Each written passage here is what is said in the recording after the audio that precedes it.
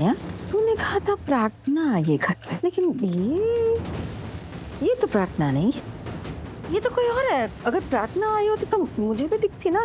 कौन? लेकिन मॉम, मैंने प्रार्थना को ही देखा था, वो ही आई थी। बेटे, तेरी आंखों का धोखा होगा।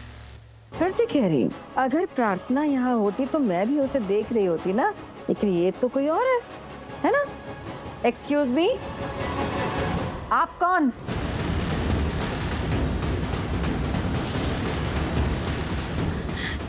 नमस्ते। तुम यहाँ क्या कर रही हो? जय श्री कृष्ण। अरे आपने तो मुझे पहचान लिया। मुझे तो लगा कि आप मुझे पहचानेंगे ही नहीं। खैर छोड़िए, आप कैसी हैं समधन जी? क्या कहा तुमने? समधन जी?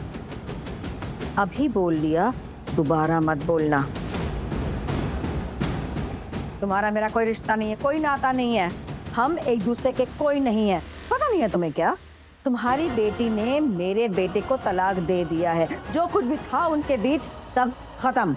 अरे नहीं समधन जी, अभी तो सब कुछ शुरू होगा।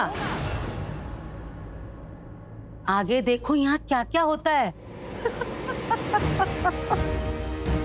दिखा दिया अपनी असली औकात। मुझे पहले से ही पता था इन लोगों की मेंटालिटी क्या है। मुझे पता था कि ये प्रार्थना, इनकी बेटी, मेरे शिवांश के लायक कतई नहीं है। भीगी बिल्ली थी ना तुम्हारी बेटी, यहाँ आके शेरनी बन गई।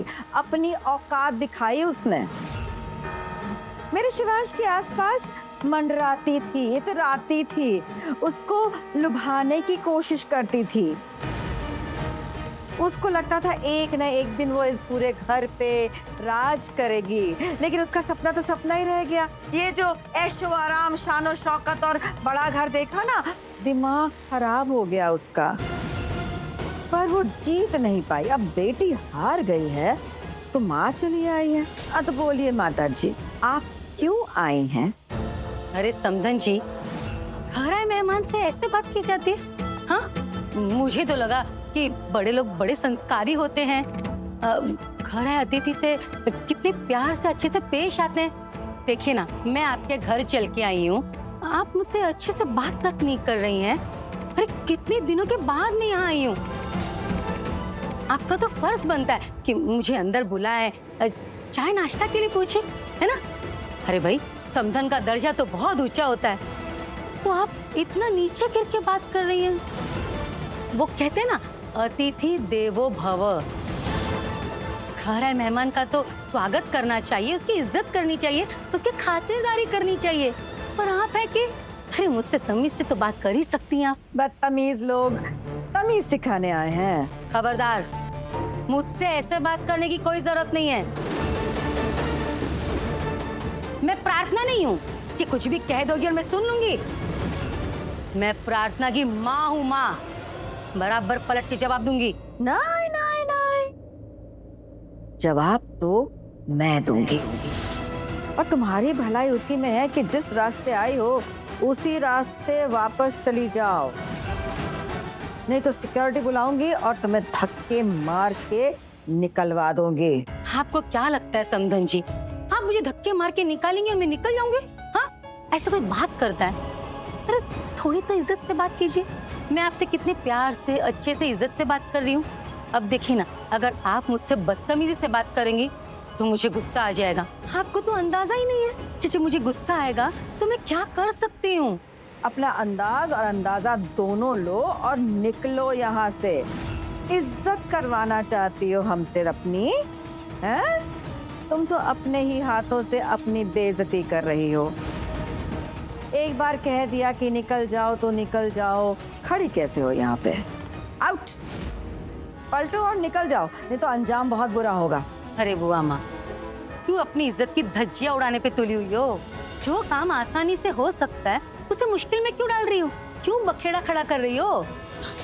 क्या चीज है? अरे मुझसे पूछो ना। मैं सीमा, प्रार्थना की माँ सीमा, आपकी बहू प्रार्थना की माँ सीमा।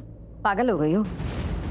दिमाग खराब हो गया तुम्हारा? हाँ, मतलब मुझे सच में लगता है कि प्रार्थना का तलाक शिवांश से हो गया, ये खबर सुन के तुम्हारा दिमागी संतुलन हिल गया है। कुछ भी बोले जा रही हो। कौन सी बहू, किसकी बहू, कहाँ की बहू? कहा ना शिवांश और प्रार्थना का तलाक हो गया है, बात खत्म।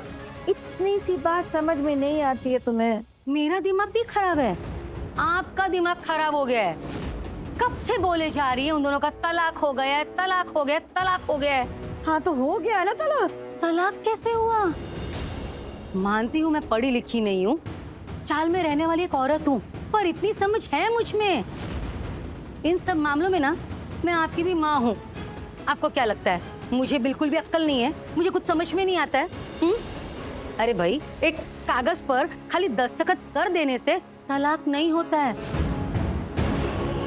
अभी तलक कोर्ट से वो तलाकनामा के कागज दस्तखत करके नहीं आए, तो तलाक कैसे हुआ? लगता है तुम्हें कानून के दांव पेच पता नहीं है। हम गरीब जरूर हैं, आप लोगों की तरफ पढ़े लिखे नहीं हैं, पर इतनी समझ जरूर रखते हैं। जब तक पेपर पे दस्तखत करके कोर्ट से नहीं आ जाता, तब तक उसे तलाक नहीं माना जाता। इतनी तो अक्ल है मुझ में। आपको लगता है कि हमें कुछ समझ में नहीं आता? हाँ, आप ही लोग पढ़े लिखे हैं। हाँ ठीक है, पढ़े लिखे हैं, लेकिन आप लोगों में इतनी समझ नहीं है ना। कहाँ हुआ उन दोनों का तलाक? तो ये वजह ढूंढ के यहाँ आई हो? ये वजह ढूंढ के आई हो कि डिक्री नहीं आई है अभी तक, तलाकनामा नहीं आया है अभी तक, तो यहाँ चली आई हो मुंह उठा के। ये वजह है, बहुत खोखली वजह है। ये सोच लिया कि डिक्री नहीं आई है तो चलो रईस के घर में घुस जाते हैं, डेरा बसा देते हैं। हाँ, रुक जा, अपना जो ये आइडिया है ना उसको निकाल बाहर फेंको। बहुत जल्द न्यूज मिल जाएगी कि शिवांश और प्रार्थना का तलाक हो गया है। अरे ऐसे कैसे हो गया? हाँ, आप कोर्ट है, अब कानून है कि आपने कह दिया और हो गया। अरे ऐसे कैसे हो सकता है? इतना तो हम भी जानते हैं, ज्यादा पढ़े लिखे नहीं है, पर सब चीज समझते हैं कि वो तलाक होने के पहले वो कोर्ट में क्या करते हैं, वो पति पत्नी को बुला के साथ में बिठा के कपल काउंसलिंग वो कुछ करवाते हैं ना, वो बातचीत करवाते हैं, दोनों को बिठाते हैं और पूछते हैं कि तुम दोनों को तलाक चाहिए या नहीं चाहिए, है ना। उन दोनों को समझाते हैं साथ में रहना है कि नहीं रहना है, और जब पूछेंगे ना तब मेरी बेटी प्रार्थना बता देगी कि उसे तलाक नहीं चाहिए, वो शिवांश को तलाक नहीं देगी। देगी, बाकायदा देगी। कैसे नहीं देगी? अपनी मर्जी से देगी वो तलाक शिवांश को। वो खुद शिवांश के साथ नहीं रहना चाहती है, वो खुद शिवांश को तलाक देना चाहती है, क्योंकि वो जानती है कि अगर वो शिवांश के आसपास रहेगी तो शिवांश की जान को खतरा है। क्या कहा? शिवांश की जान को प्रार्थना से खतरा है? हाँ। या किसी और से? ये कौन सा बेहुदा सवाल है? इस घर में हर कोई शिवांश का भला चाहता है, हर कोई शिवांश का अपना है। मैंने तो सुना है कि यहाँ कोई और भी रहता है, प्रार्थना की सौतन, जो प्रार्थना से उसके पति को छीनने आई है। अपनी हद में रहो तुम। आप अपनी हद में रहिए, मैं तो अपनी हद में हूँ। कौन सी हद? कैसी हद? हद टूट गया, रिश्ता टूट गया, तलाक हो गया, समझी? आपको क्या लगता है आप प्रार्थना से इतनी आसानी से पीछा छुड़ा लेंगी, सिर्फ इसीलिए कि आप प्रार्थना से नफरत करती हैं? इसीलिए आप एक पति पत्नी को अलग करना चाहती, इतना बड़ा दाव खेल रही है? आप प्रार्थना से नफरत करो, प्यार करो या जो कुछ भी करो, पर फैसला तो तभी होगा जब प्रार्थना और शिवांश फैसला करेंगे उन्हें तलाक लेना है या नहीं। तलाक तो हो गया है। तुम्हें प्रार्थना घर में कहीं दिख रही है?